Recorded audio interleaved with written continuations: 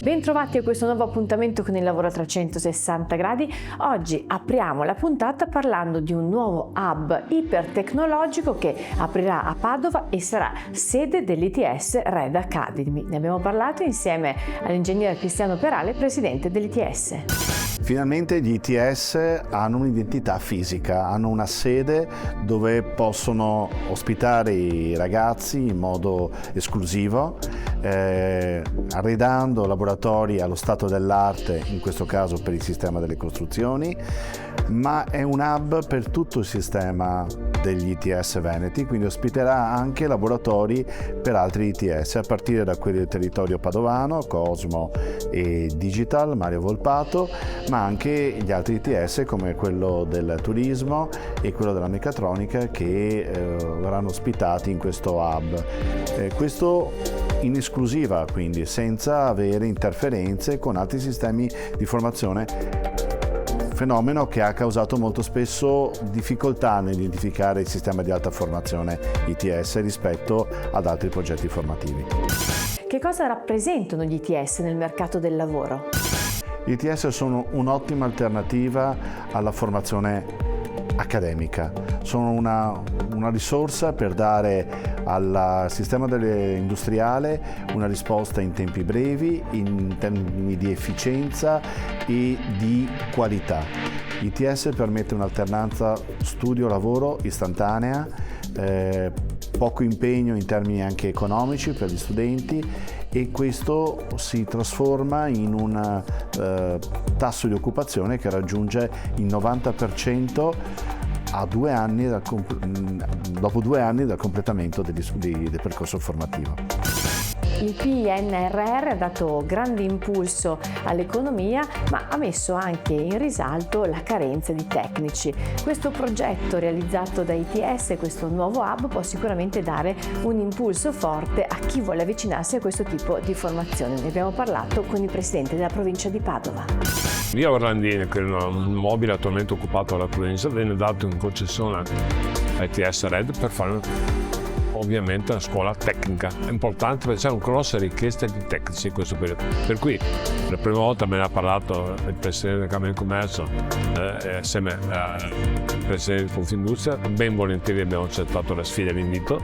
Oggi realizziamo questo attraverso anche la volontà di fondi messi a disposizione dal PNRR, per cui un investimento, come ha detto il Presidente prima, di ITS Red di circa 8 milioni, per cui viene rifatto anche sotto l'aspetto estetico, perché ovviamente la scuola Orlandini adesso veramente sotto l'aspetto estetico lascia un po' a desiderare, è fatta una soluzione molto importante, trasformare.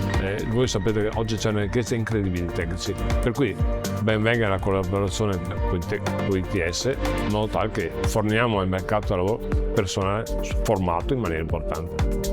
Nasce un nuovo hub ipertecnologico, ITS Red, quanto importante per il territorio.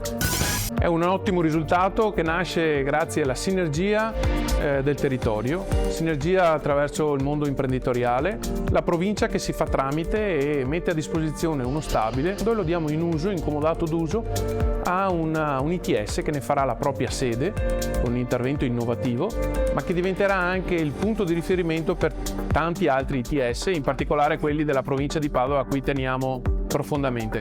È un ottimo risultato perché riconvertiamo un pezzo del territorio padovano, ma anche e soprattutto per quello che ci andremo a fare dentro, dando un'offerta formativa post diploma a molti ragazzi e ragazze del territorio padovano per mettere in giusta sinergia il mondo produttivo con chi cerca il lavoro. Stanno crescendo in modo esponenziale gli studenti degli ITS, ma a quali esigenze del mercato rispondono?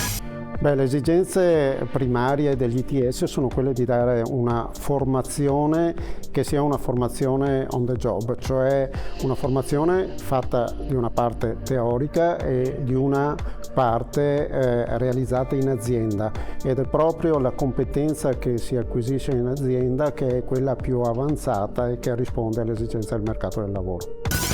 Perché i giovani neodiplomati dovrebbero iscriversi a un ITS? È chiaro che ci sono molti modi per entrare nel mondo del lavoro, ma ci sono anche dei livelli differenti con cui si può accedere alle nuove professioni. Gli ITS potremmo dire che sono la porta principale, nel senso che le aziende preparano i ragazzi per 2 anni, quindi evidentemente danno loro quello che serve, la cassetta degli attrezzi che serve per avere poi una progressione di carriera che è assolutamente importante. Continuiamo a parlare di tecnologia ma anche di grande artigianalità, perché parliamo di fotografia ed in particolare andiamo a conoscere Handshot Academy. Lo facciamo insieme a Marco Monari. Handshot Academy si occupa di fotografia, organizza corsi, organizza viaggi, organizza workshop, incontri con autori importanti, insomma vuole far vivere la fotografia nelle sue aule. Quali sono le attività principali di questa Academy? Le attività principali di Handshot Academy sono quelle di organizzare percorsi didattici, mi piace chiamarli così perché si parte da un percorso di primo e di secondo livello, quindi quelli che chiamiamo i corsi ABCDE, per poi passare a dei viaggi che sono più professionalizzanti, chiamiamoli così, oppure che ti fanno vivere un'esperienza in più. Organizziamo viaggi che chiamiamo laboratori, organizziamo delle masterclass che diventano dei percorsi di studio, quindi tutti laboratori di fotografia che diventano un vero e proprio percorso di studio dove si arriva a un risultato tangibile. Può essere una piccola edizione, può essere una mostra, può essere un ricordo molto bello di questi giorni passati in aula o in giro per l'Italia o all'estero a fotografare, ma comunque ci si porta a casa quello che è il lavoro finale. Com'è cambiata la fotografia negli ultimi anni? La fotografia dal mio punto di vista è cambiata perché è sempre cambiata, un po' un gioco di parole, ma la fotografia ha sempre vissuto di corsi e ricorsi, no? Nasce la fotografia, Baudelaire si schiera contro la fotografia, nasce la fotografia a colori, i puristi immaginano la fotografia in bianco e nero, nasce il digitale e quelli dell'analogico dicono che non avrebbe mai avuto successo. Oggi succederà probabilmente la stessa cosa con l'intelligenza artificiale che ci genera delle immagini, ma di contro già aiuta chiunque realizzi un lavoro e lo metta a posto con Photoshop, perché hai dei nuovi tastoni dove ti tolgono gli sfondi, ti aiutano insomma a migliorare quella che è la tua fotografia. Detto questo, che è molto semplicistico, la fotografia vive di questi cambiamenti, motivo del mio excursus storico. Vuol dire che si alimenta di questi cambiamenti e li fa diventare una curiosità, perché chi si occupa di immagine sarà sempre e sempre più stimolato a trovare un modo per usare la fotografia in un modo diverso, perché un'intelligenza artificiale di cui dicevamo prima non potrà mai sostituirsi, se non con la falsità, a una fotografia di reportage o al ricordo che uno con una sua piccola macchina punta e scatta si porta a casa da una vacanza mentre è con gli amici o con la fidanzata o con chi che sia.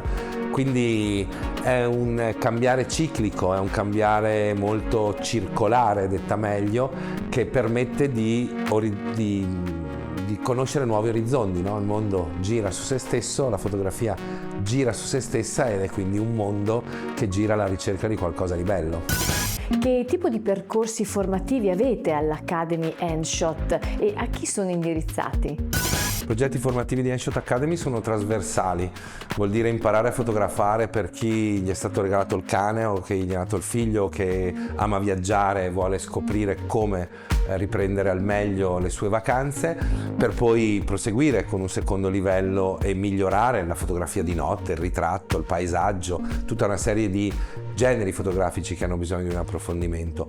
Questo lo facciamo anche con dei workshop che sono degli appuntamenti di una giornata, piuttosto che l'approfondimento di argomenti site specific, la camera oscura, la post-produzione, un percorso di diverse tipologie di ritratto, quindi dall'ambientato a quello fatto in sala di posa, per poi arrivare a dei corsi più importanti, detti solo così, ma anche perché noi li facciamo al secondo piano dove gli prepariamo anche la cena, e che li chiamiamo delle masterclass, dove si lavora su un progetto di insieme. Noi adesso stiamo uscendo con un progetto progetto che riguarderanno i territori delle periferie della città di Verona. Ci tengo molto a farlo, lo faremo per i prossimi 3 anni, quindi i corsi, come si può vedere, vanno proprio trasversalmente su una linea molto ampia.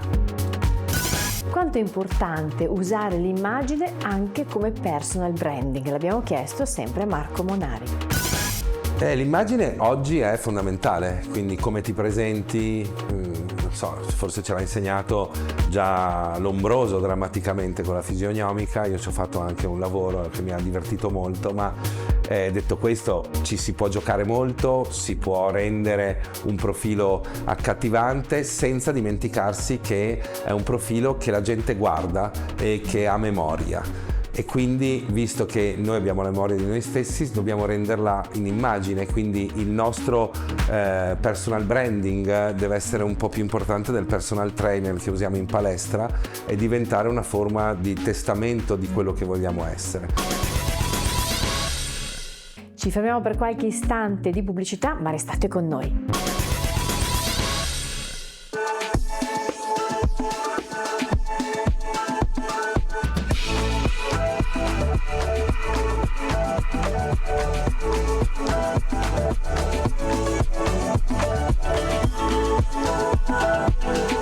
Dedicati ai tuoi occhi, la tua squadra, la tua scelta. A Verona, Benetti Ottica, da sempre. Nel prossimo servizio parliamo ancora di tecnologia, ma anche di grande artigianalità, e lo facciamo nella moda. Parliamo di occhialeria e andiamo a conoscere un'azienda nata da un'idea di Jean-François Rey. Ne parliamo con Dan Levy, che è General Manager di questa azienda, che ci racconta la sua origine. Questa azienda nasce negli anni '80 da un'ideazione di Jean-François Rey, che è stato uno dei più famosi designer di occhiali in Francia. Dopo Len Micli sicuramente Jean-François Rey è stato il più famoso designer di occhiali, e noi stiamo portando avanti la sua tradizione, stiamo continuando a evolvere, continuando a sviluppare l'azienda con dei prodotti sempre innovativi e con una gestione adesso un po' più moderna e ancora più internazionale. Una realtà che produce sia in Italia che all'estero. Che valore aggiunto ha avere un team multidisciplinare ma anche internazionale? Allora, sicuramente noi produciamo in Francia, è il nostro paese d'origine, ma abbiamo quando siamo entrati noi abbiamo anche allargato le produzioni in Italia, perché comunque ci sono aziende che hanno delle grandissime competenze, e quindi stiamo cercando di andare dai migliori produttori nei diversi paesi per fare i prodotti migliori possibili. E crediamo molto in questo spirito internazionale cosmopolita. Anche nelle ultime assunzioni che abbiamo fatto sono di persone che vengono da diversi paesi, e questo sta portando della nuova cultura, delle novità e una freschezza ulteriore nello sviluppo delle collezioni. Quali sono le competenze che adesso servono nel mondo dell'occhialeria e come è cambiato questo settore? Le competenze sono sempre molto importanti per quanto riguarda il design. Noi abbiamo dei designer che vengono da diversi mondi, da diverse esperienze, e le caratteristiche dei nostri prodotti sono quelli di cercare di combinare dei colori, dei materiali, delle tecnologie per cercare di fare dei prodotti sempre innovativi, sempre unici ed accattivanti. Nel vostro settore spesso si sente parlare che mancano professionisti qualificati. Anche la vostra azienda ha questo tipo di problematica, e soprattutto quali sono le competenze che adesso sono importanti per il vostro settore?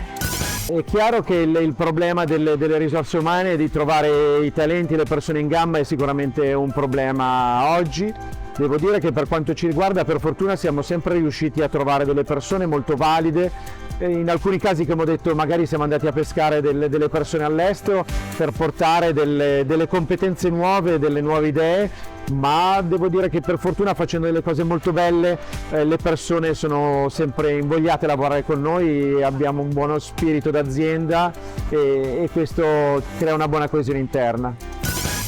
Possiamo dire che si sta avvicinando la primavera, allora vogliamo farci raccontare quelle che saranno le tendenze PE 2024.